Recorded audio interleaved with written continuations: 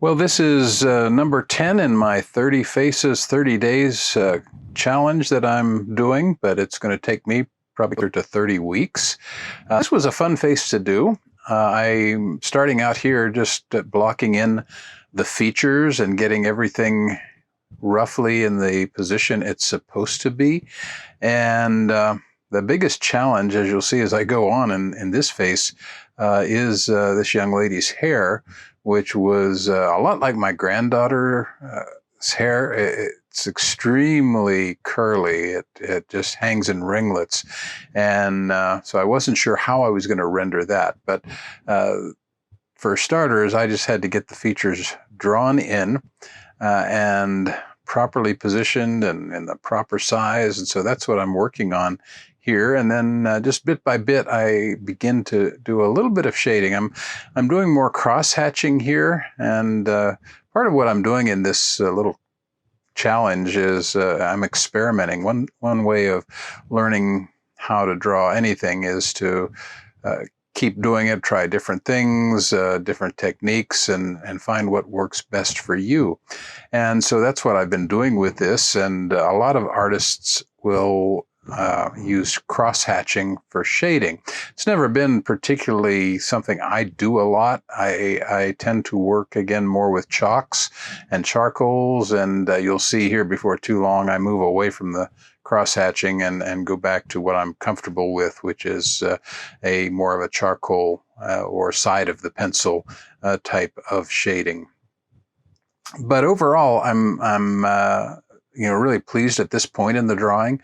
This actually took me about 6.5 hours to do, so it's even though it looks fast, it was a very slow process for me.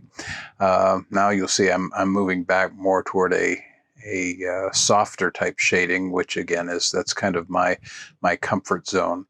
And working at coloring in her face, I changed to a brown toned paper or a tan toned paper because my subject here is a young African American woman, and I like, if possible, to at least imply the skin tone sometimes by the color of the paper that I'm using. And the nice thing with digital art, you can kind of change that. Now here I'm using a charcoal style brush to block in the basic tones of the hair. I'm working on another layer, which is why it occasionally disappears, because sometimes I turn that layer off to check some things. Now, right now, it kind of looks like she has dreadlocks, but that's not the ultimate look I'm going for. I'm putting most of that in for shading. And then I'm going to come back and just doing some real loose ringlets in different colors. I actually set one of the colors to match the background paper, and that's the lighter one. And again, I turned the layer off so I could work on a couple of the things underneath it. It's, again, another advantage of digital art is being able to work in layers, and so I can work on the hair separately. I can change things without affecting the rest of the drawing, and that's really helpful.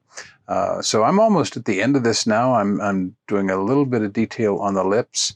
My first pass I didn't like. It made them stand out too much, and so I went back and made a few changes.